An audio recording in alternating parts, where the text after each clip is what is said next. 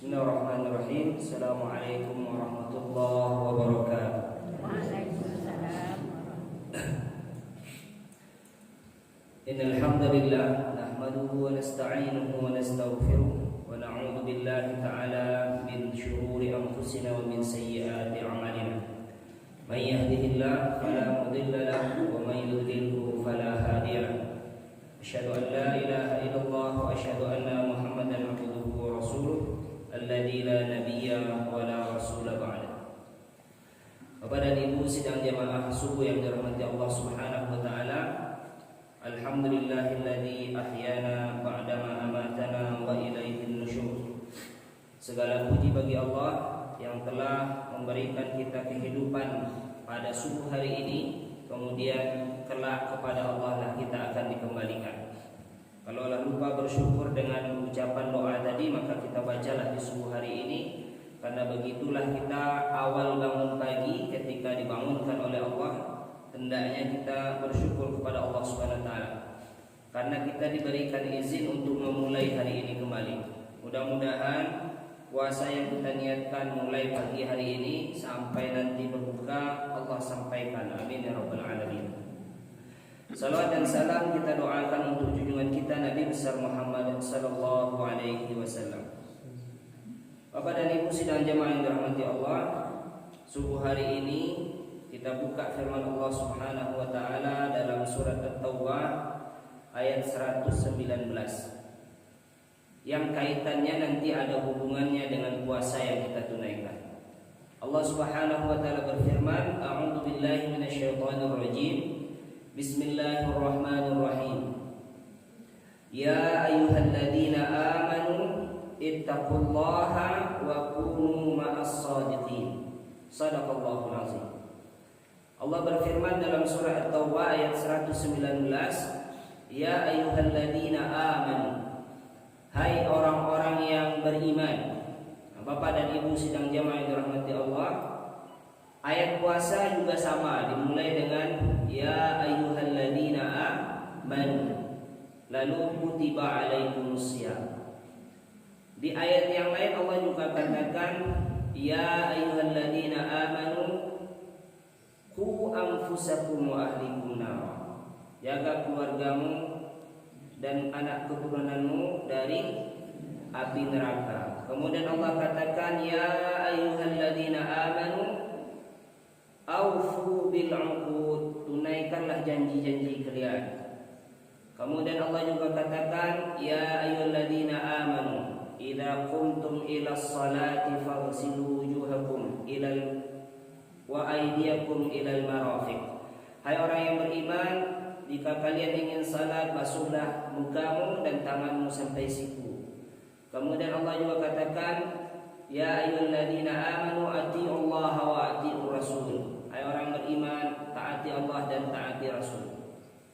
Maka perintah puasa dan juga ayat yang kita baca tadi, hai orang yang beriman, bertakwalah pada Allah dan jadilah bersama orang-orang yang siddiq, orang-orang yang jujur.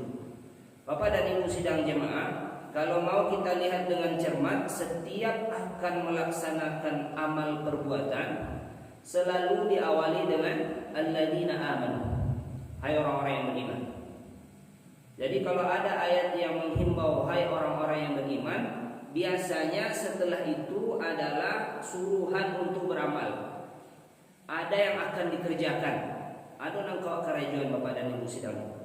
Maka orang yang beriman dipanggil untuk beramal. Maksudnya apa?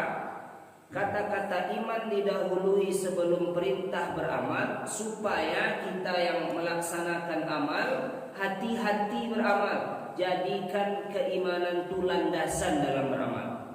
Sebab Bapak dan Ibu sidang jamaah, kalau tidak itu yang dikerjakan, maka tak diterima apapun bentuk amal yang kita kerjakan.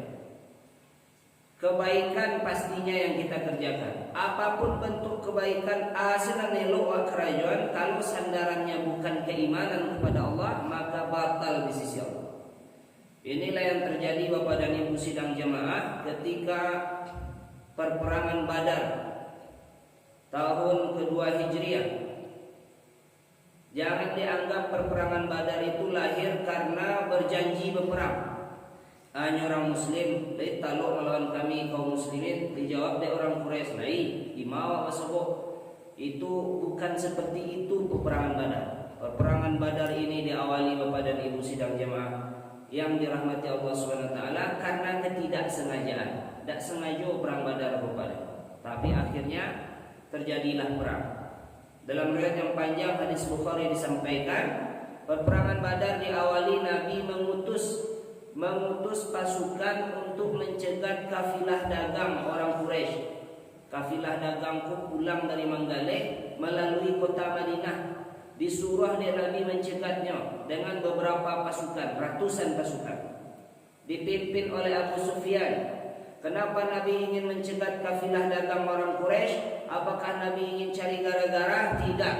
Karena yang dipakai Abu Sufyan untuk berdagang dengan kafilah dagangnya adalah harta kaum muslimin yang hijrah ke Madinah sehingga hartanya tinggal di Makkah. Diambil secara sepihak oleh Abu Sufyan, dipakai buat perdagangan. Pulang dari perdagangan, Nabi SAW mengetahui kafilah mau lewat, Nabi mensuruh untuk mencegat. Kenapa? Karena itu hak kaum muslimin. Harta kaum muslimin tinggal di Makkah karena hijrah, dipakai sepihak oleh Abu Sufyan untuk pamutan balik. Maka Nabi ingin mengambil hak kaum muslimin. Tapi berita bocor, dicegat di dekat sumur Badar. Kaum Quraisy tahu Nabi akan mencegatnya, mereka memindahkan jalan mereka dan mengirim surat kepada Abu Jahal di Makkah supaya membantu kafilah ini menjaga mereka. Dikirimlah ribuan pasukan untuk menjemput Abu Sufyan. Bapak dan Ibu sidang jemaah, karena berita ini bocor, akhirnya jalan ditukar oleh Abu Sufyan. Akhirnya tidak bertemulah kafilah dagang ini dengan pasukan kaum muslimin.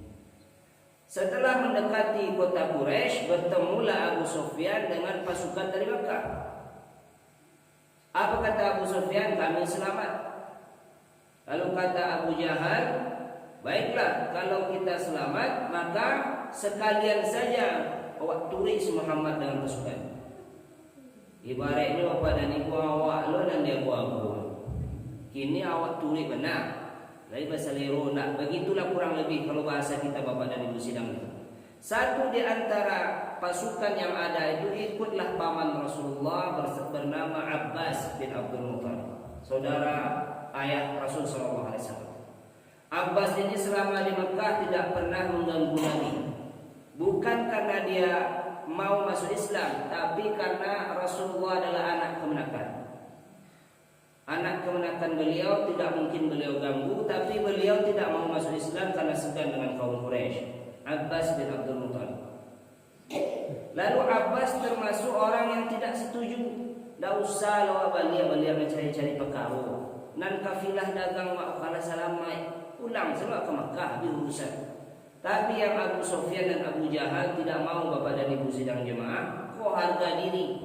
Awak nak niat dicari lawan, tapi masuk lawan tantang awak dia bawa semua.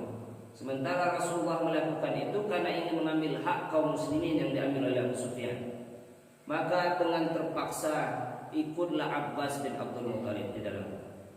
Nah, ketika mereka kembali ke Madinah untuk bertemu dengan pasukan kaum muslimin, akhirnya bertemulah di dekat sumur Badar itu Bapak dan Ibu sidang.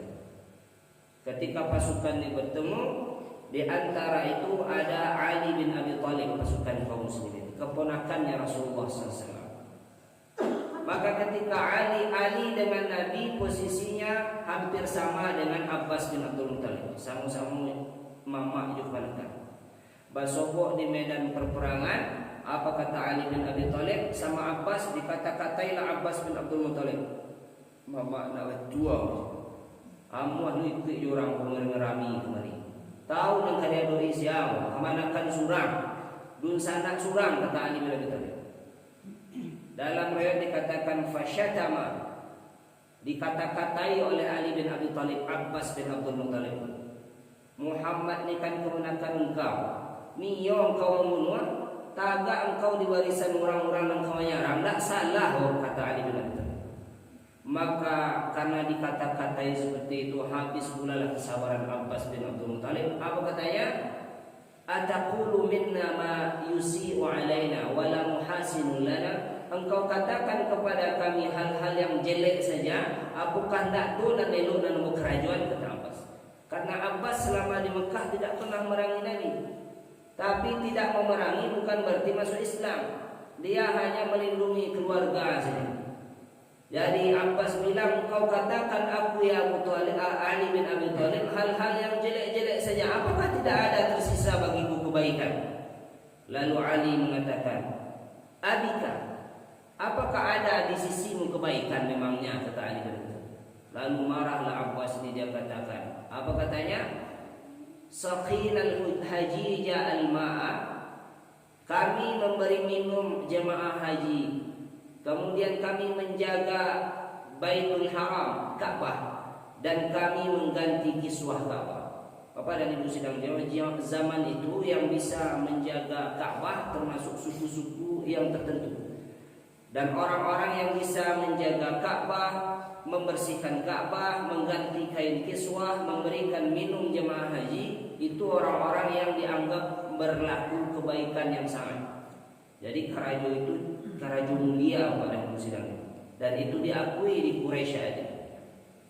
Dikatakanlah di Abbas, kamilah yang menjaga Baitul Haram, kami yang memakmurkannya, kami yang mengganti kiswahnya, kami yang memberi minum jamaah haji, kata si Abbas bin Abdul Muttalib. Ikulah kebaikan dan kau kecil tak dulu. Nah, karena ini memang kebaikan yang besar, Ali bin Abi Thalib terdiam saja. Maka ketika kembali kepada Rasulullah sallallahu alaihi wasallam, turunlah ayat surat At-Taubah ayat 119. Apa kata Rasulullah sallallahu alaihi wasallam? Kata Allah Subhanahu wa taala, "Ma kana lil musyrikina ay ya'mura masajidallah." Tidak mungkin orang musyrik itu memakmurkan masjid Allah. Padahal Abbas memakmurkan masjid Allah, Baitullah, Ka'bah, mengganti kain kiswah, membersihkan, mengatur, kemudian memberi minum jemaah haji. Itu yang dilakukan oleh Abbas. Tapi kebaikan Abbas itu apa kata Nabi? Melalui firman Allah dalam surat Taubah, kata Nabi, "Maka lil musyrikin ay ya'muru masajid Allah."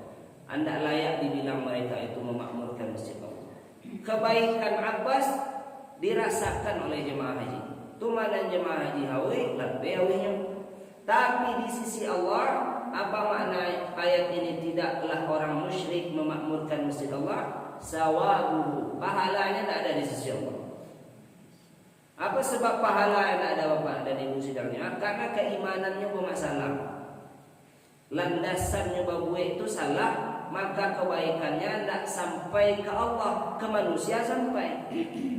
Kalau ada orang yang di luar agama Islam berbuat baik, Bapak dan Ibu sidang jemaah, sampai kebaikan, orang dan ditolong selesai masalahnya, tapi di sisi Allah tak tercatat sebagai amal. Makanya setiap ayat yang menyuruh untuk beramal, Allah panggil dengan alladzina amanu, hai orang beriman, supaya landasannya tetap karena Allah. Kalau tidak, nanti sampai perbuatannya tapi tidak tercatat di sisi Allah. Karena amal yang kita perbuat ini adalah untuk akhirat. Sampailah di dunia tidak bermanfaat di akhirat, apa guna? Kita beramal soleh, beribadah di atas dunia, fungsinya untuk menyelamatkan akhirat. Nah, supaya akhiratnya selamat, amalnya diterima, maka setiap Allah menyuruh kita beramal, disuruhlah dengan panggilan allazina amanu. Jadikanlah landasannya keimanan. Dan landasan keimanan itu, Bapak dan Ibu sidang jemaah, seorang mukmin apa objek keimanannya? Anan dipercaya itu. Maka orang muslim beda dengan non muslim. Landasan keimanan seorang muslim itu yo hal-hal gaib. Hal-hal gaib itu, Bapak dan Ibu, yang tidak tampak, itu landasan keimanan. Sarugo, narako, Allah, Bapak dan Ibu singgahian.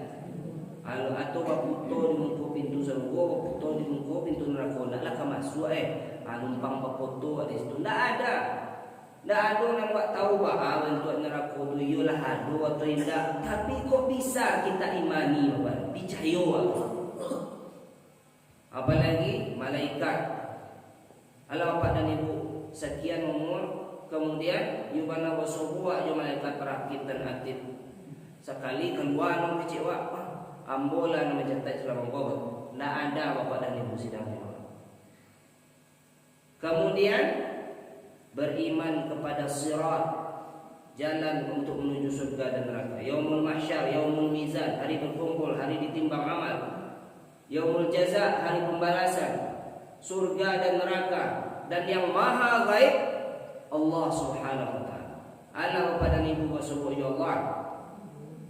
Kalau ada orang ulang kembang ngecen kami semua yang subuh tadi dan sekali hari Senayan tanggal sebalik ayo bersubuh kami ya Allah Subhanahu. Galak orang sekampung pada sini.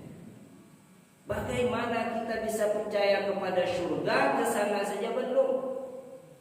Kalau ada orang bapak dan ibu sidang jemaah tidak pernah keluar dari bulan kembang, paling jauh ke pasar lalu pasate bersama akan akan. Lalu tiba-tiba kecilnya bapak dan ibu sidang jemaah tadi malam lawan lihat lomba dari Jakarta naik pesawat. Kecil orang tidak percaya orang bapak karena tidak tampak, tidak mungkin dia berbuat seperti itu.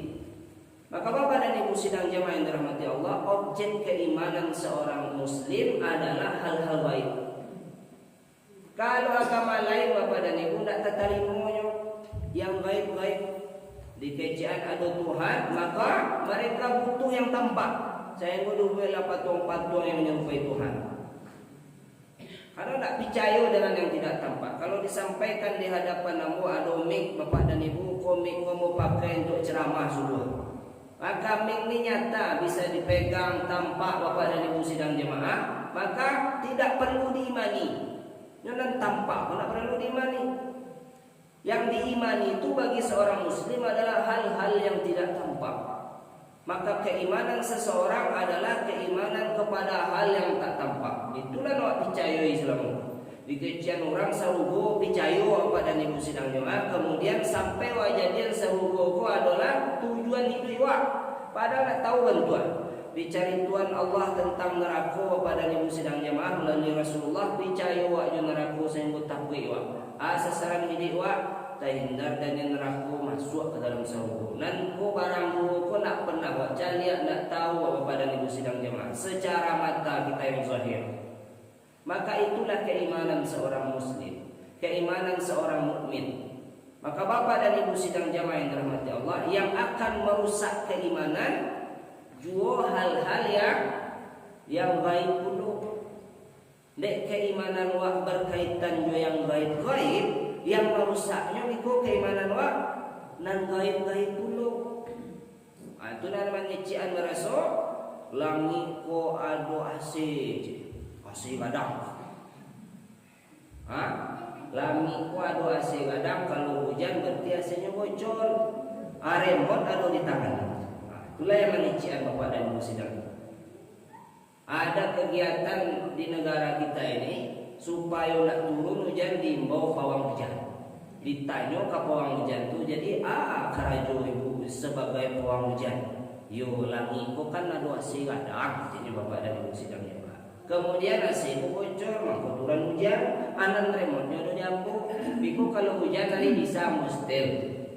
Begitulah keimanan, dirusak keimanan itu dengan yang gaib, karena fungsi keimanan juga objeknya yang gaib-gaib. Bapak dan ibu sidang jamaah yang dirahmati Allah, maka untuk beramal butuh landasan keimanan. Apa landasan keimanan tersebut? Bahwa ada yang akan membalas amal ini. Bukan yang membalas itu adalah orang yang nampak oleh kita, tapi zat yang maha baik. Bapak dan ibu sidang jamaah yang dirahmati Allah, kita lanjut ayat ya ayyuhalladzina amanu ittaqullah, takwalah kepada Allah, takutlah pada Allah, wa kunu ma'as shadiqin, jadilah bersama orang-orang yang jujur. Siddiq itu artinya jujur. Apa makna siddiq? Dalam kitab Riyadhus Shalihin dikatakan siddiq adalah muwafaqatu zahir lil batin, kesesuaian antara ada yang zahir ada yang batin, sesuai yang di dalam sesuai lo yang keluar bapak dan ibu sidang. Atau as-siddiq huwa al-muwafaqatu bainal qawli wal amal, kesesuaian antara perkataan dan perbuatan. Atau siddiq adalah al-muwafaqatu bainal khabari lil waqi', kesesuaian antara fakta dan kenyataan. Yang wak beritakan dituluh fakta yang terjadi, berarti siddiq. Jadi siddiq itu intinya bahasa pendeknya terjemahannya jujur.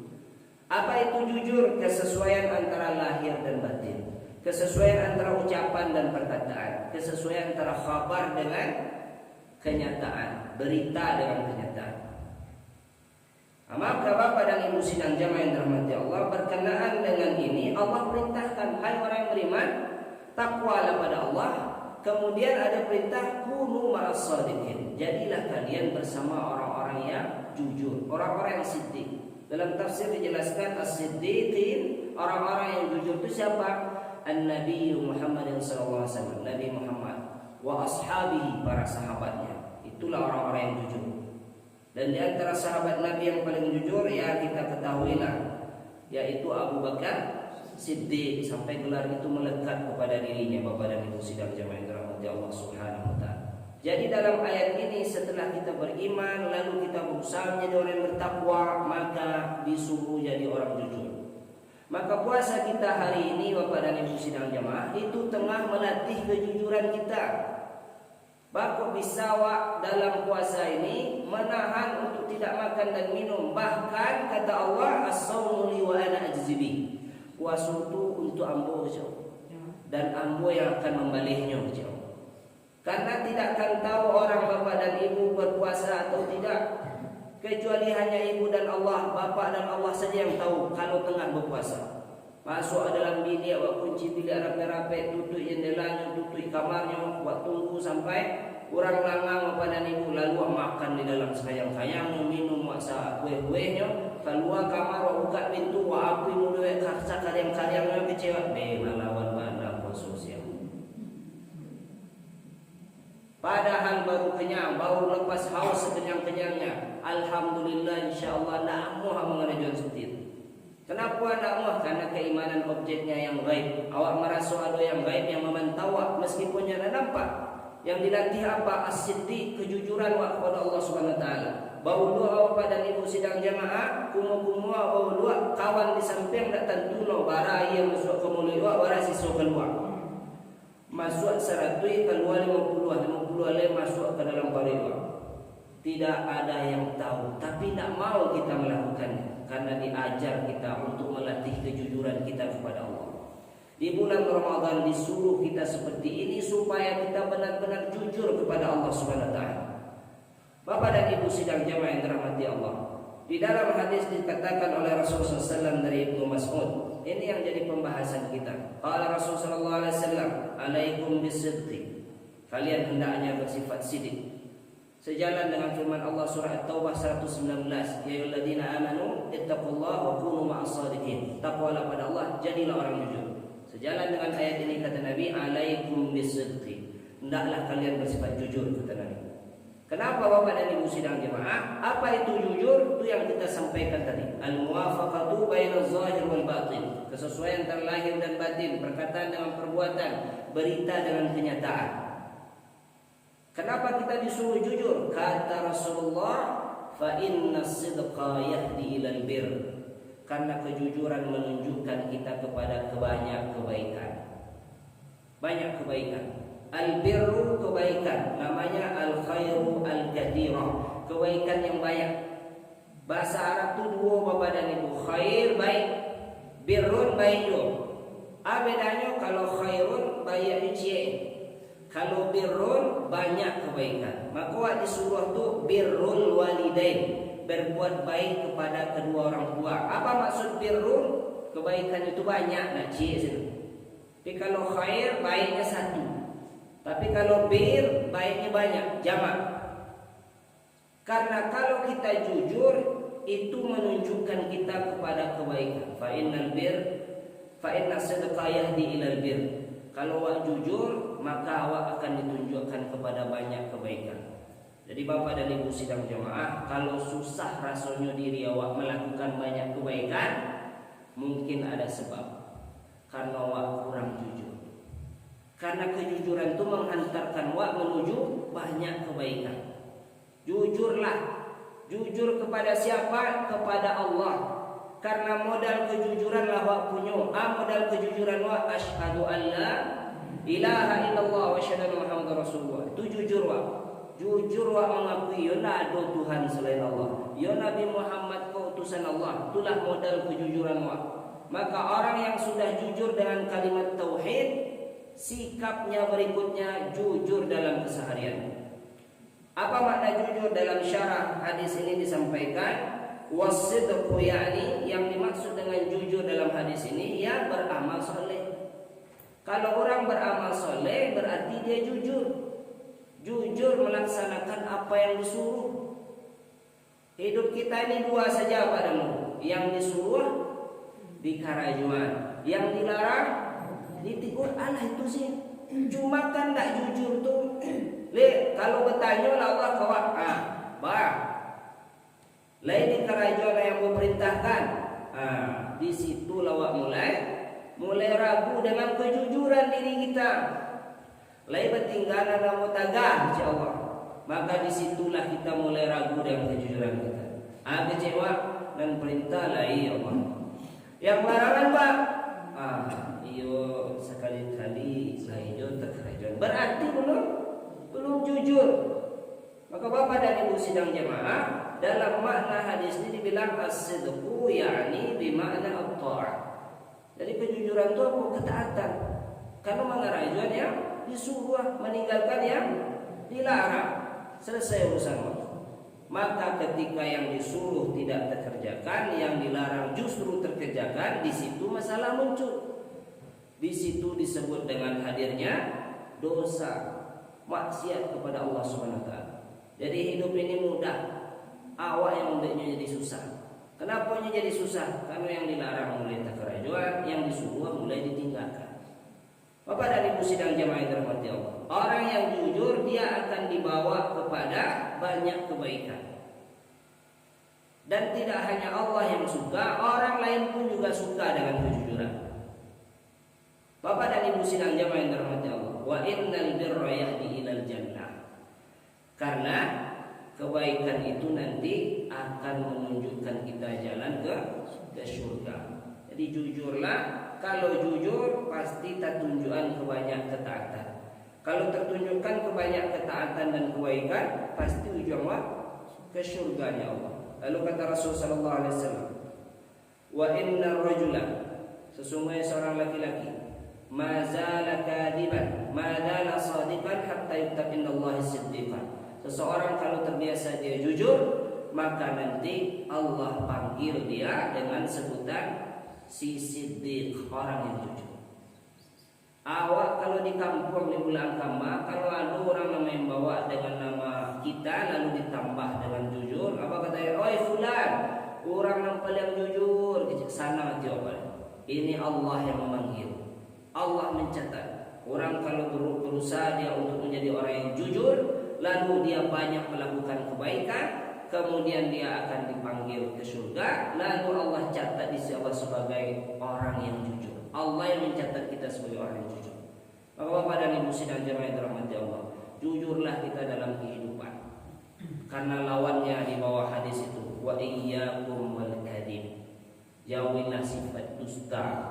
Apa itu dusta? Ya dusta lawan dari jujur. Ketidaksesuaian antara zahir dan batin, ketidaksesuaian antara perkataan dan perbuatan, tidak sesuai kabar dengan kenyataan, berita dan kenyataan. Di teleponnya ditanya dek ibu-ibu, alah pakain. Tapi beralik citonya bu. Gitu ayo sedang pakain. Nantinya di dapur Bapak dan Ibu sidang jemaah. Mau masak ini jawab alah pakain sebentar selesai. Berjanjilah apa-apa kok. Alah, payu alai, sedang di jalan. Ini di rumah juga pada Ibu sidang. Masih di rumahnya kecian berjalan. Ketahuan, jadi singgahnya dia pak boleh. Kamu nak singgahnya ke rumahnya. Kira kalau pakai kalau, alu berjalan mulai. Ditanya tadi nak kecian dalam jalan lah di jalan. Ibu jalan dari dapur ke bilik kamu nak kain. Sudah berdusta, dia lanjutkan dustanya. Memang ringan Bapak dan Ibu sidang jemaah, tapi kondisi seperti ini membuat dia menjadi hal yang biasa. Sesuatu kalau terkerjakan nang ketek-ketek terbiasa lama-lama dan kadang pun jadi nabaa Bapak dan Ibu sidang jemaah yang dirahmati Allah. Maka kata Nabi, iyyakum wal kadhib. Sebagaimana kamu tidak mau membatalkan puasa kamu di siang hari meskipun orang lain tak tampak, semua orang tak tahu, tapi tetap dijaga puasa, begitu juga lah menjaga kejujuran di setiap harinya, seperti hanya menjaga kejujuran puasa kita. Jangan sampai kita berdusta. Bapak dan Ibu sidang jemaah yang dirahmati Allah. Iyo, tapi kan yang seketik-seketik, Ustaz. Iyo yang seketik-seketik itu tetap dusta Bapak dan Ibu sidang jemaah yang dirahmati Allah. Maka di bulan Ramadan ini dilatih kita untuk bersikap jujur. Maka kata Rasul sallallahu alaihi wasallam, iyyakum wal kadhib. Hendaklah kalian jauhi sifat dusta, ketidaksesuaian antara berita dengan kenyataan. Betapa banyak kita memakai talingo sebagai sumber berita. Padahal talingo aku pada ibu kadang salah dengar. Tapi kalau matua jarang dan salah jadian. Maka untuk menyampaikan berita pakailah kedua-duanya. Mata dipakai, telinga dipakai. Lah tadanga dewa, lai tampak dewa, lai lorah. Sampaikan berita. Betapa banyak kita yang ragu dengan berita, tapi karena mendengar saja lalu kita sebar. Ayo suruh mantu biciknya siapa tu? Bapak dan Ibu sidang. Biciknya antah lah ya, tapi tadanga-danga lah suruh mantu bapak. Tadanga-danga. Ya kalau tadanga ya leh Bapak dan Ibu. Tapi kalau tadanga-danga itu ragu kok. Dalam keraguan itu dia ambil pula sikap menyampaikan. Lalu ditambah lumbu. Pernah dilakukan percobaan Bapak dan Ibu sidang jemaah, dan Bapak Ibu juga bisa melakukan percobaan ini. Barihan orang tujuh, bariskan orang tujuh. Lalu wak sampaikan berita ke orang yang pertama. Wak suruh orang pertama menyampaikan ke kanan dua, kanan tiga sampai lo ke tujuh di belakang. Survei membuktikan batu kaca itu. Ya, berita pertama kecil orang namanya berita ayah pai kekentua, amak masak di dapur, dan anak mengajukan PR di sekolah. Itu sampai ke ujung Bapak dan bisa bertukar. Anak pai kekentua, apa masak di dapur. Baru-baru Bapak dan Ibu. Modal pendengaran Bapak dan Ibu. Jadi lihatlah faktanya, sesuaikan. Apa kata ulama terhadap sesuatu yang kita tidak tahu? Seorang ulama pernah ditanya banyak hal, para tabi'in mereka mengatakan la adri, ambo tidak tahu. Tidak tahu pun termasuk jawaban. Yang sagar lo manusia tidak tahu. Kalau ceramah ditanya oleh jamaah, tidak tahu lalu sampai dimuak, lalu dijawab oleh seorang ustaz, maaf Bapak dan Ibu, ambo belum tahu masalah. InsyaAllah mau cari kawari kejawab di pertemuan berikut. Maka itu sudah berfatwa. Tapi yang bahaya Bapak dan Ibu, tidak tahu bau sau untuk tahu. Akhirnya sok tahu Bapak dan Ibu sedang. Maka ini juga bagian dari kejujuran. Iyyakum wal kadhib. Hendaklah kalian jauhi sifat dusta. Karena apa? Karena dusta itu nanti fa innal kadhib yahdi ilal fujur. Karena dusta itu akan membawa kamu menuju kepada banyak kejelekan. Fujur jamak dari kata-kata kejelekan. Banyak kejelekan. Karena dusta Bapak dan Ibu sidang jamaah baranak. Inna ibu usia baranak. Duto pun punya anak. Dan anak duto lebih banyak dari anak bapak dan ibu sidang itu. Para anak ibu 5, 7, 10, duto pun lebih dari itu anak. Itu tanyalah ke yang punya anak banyak, susah tak? Susah. Tak gampang mengadakan anak kini. Senolah pimpinan tu surang. Lawa bini orang rumah pada itu pun masih susah. Bapak dan ibu sidang jemaah, dusta banyak anak. Kalau kita sudah mulai dengan satu kedustaan, dia akan melahirkan dusta berikut. Lah, baku nak surau itu subuh tadi. Hari Senayan subuh dari mana ke surau? Awak malih pada sadang malih. Iman yazid wa yanqus, iman naik dan turun. Tapi kamu ngecek ke orang awak malih sakan awak dia suara rajin ke surau. Baru nak ke surau tadi bu, itulah kapalu balik sen subuh tadi. Padahal sehat-sehat kemarin. Mulailah dia dengan satu dusta. Tatu orang yang dikecian berita, kau nak buih yang pada minggu sidang. Kecek yo.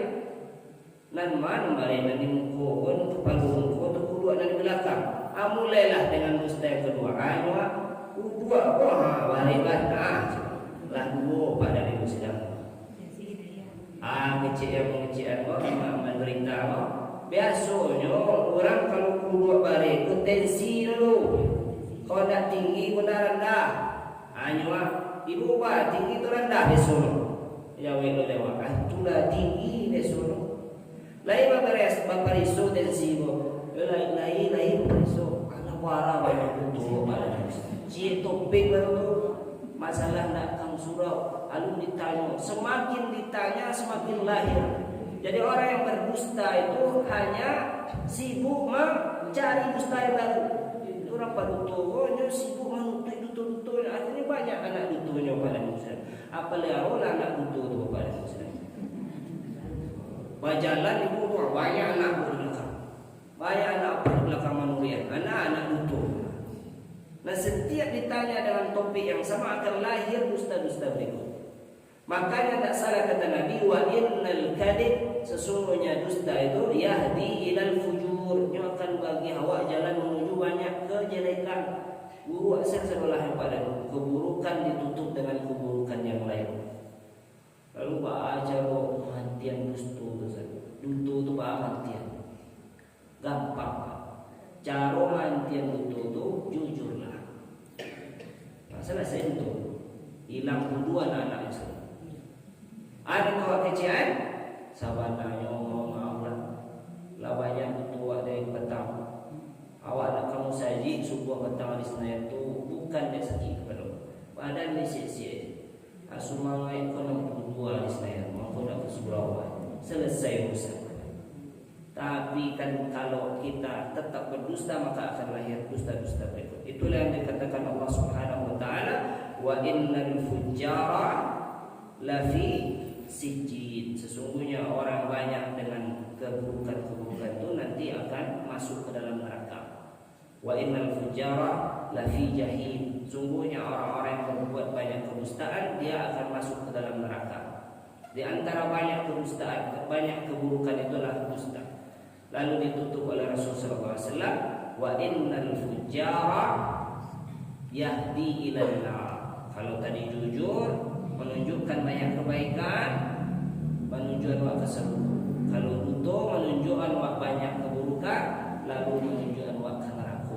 Bapak dan Ibu sidang jemaah yang dirahmati Allah Subhanahu Wa Taala. Sampai kata Rasulullah SAW, wa innar rajula, sesungguhnya seorang laki-laki, mazala yakdib, selama dia berdusta, hatta yuktab indallah kadzdzab. Allah yang akan mengejekkan panggilannya nanti kadzdzab, orang yang berdusta. Maka Bapak dan Ibu sidang jemaah yang dirahmati Allah, puasa yang wak karajuan kau melatih awak untuk jujur kepada Allah. Maka jujur jangan hanya selama bulan Ramadan dan khusus untuk puasa, tapi jujur dalam keadaan semua hal. Bahkan untuk beramal soleh pun butuh kejujuran. Kalau tidak jujur jo amal soleh, tidak Allah terima amal soleh. Apa maksud kejujuran dalam amal soleh? Karena Allah. Jujurlah amal soleh waktu sebenarnya untuk Allah. Kalau tidak, tengoklah Abbas bin Abdul Muttalib paman Nabi. Anan kurang karajo eloknya, memakmurkan Masjidil Haram, mengganti kain kiswahnya, memberi makan jemaah haji, memberi minum jemaah haji. Pekerjaan mulia di zaman itu. Allah tolak amal tersebut Bapak dan Ibu sidang jemaah. Sampai di dunia. Cuma orang yang jaganya minum haji lah behawihnya, tapi catatan di sisi Allah tidak ada. Bapak dan Ibu sidang jemaah yang dirahmati Allah Subhanahu Wa Taala, maka mulai jujurlah kita dalam kehidupan kita. Bahkan keimanan itu juga maknanya kejujuran. Kata ulama, apa itu iman? Al-iman tasdiqum bil qalbi. Siddiq, membenarkan dengan hati. wa amalun bil arkan. Kemudian kita beramal dengan keimanan kita. Tasdiqun bil qalbi wa iqrarun bil lisani wa amalun bil arkan. Benarkan dengan hati, laksanakan dengan amal, lalu kemudian kita ucapkan secara lisan juga, lalu kita amalkan. Maka Bapak dan Ibu sidang jamaah yang dirahmati Allah, kalau kita jujur dengan amal kita dalam artian benar-benar karena Allah, maka akan sampai ke Allah. Tapi kalau sudah berbelok, berpindah, maka tidak sampai di sisi Allah. Allah pantang sekali diduakan. Tengoklah mulianya kerja Abbas bin Abdul Muttalib tadi, ditolak oleh Allah SWT. Nanelok dan di kerajaan Allah tolak karena Allah tidak mau diduakan. Itulah prinsip keimanan, bahwa dia mengakui yang gaib hanya Allah. Bagaimana Allah yang maha gaib disandingkan dengan yang lemah. Awak niat sembahyang ke surau karena Allah bisa berubah karena manusia. Yang Allah tidak terima amal tersebut.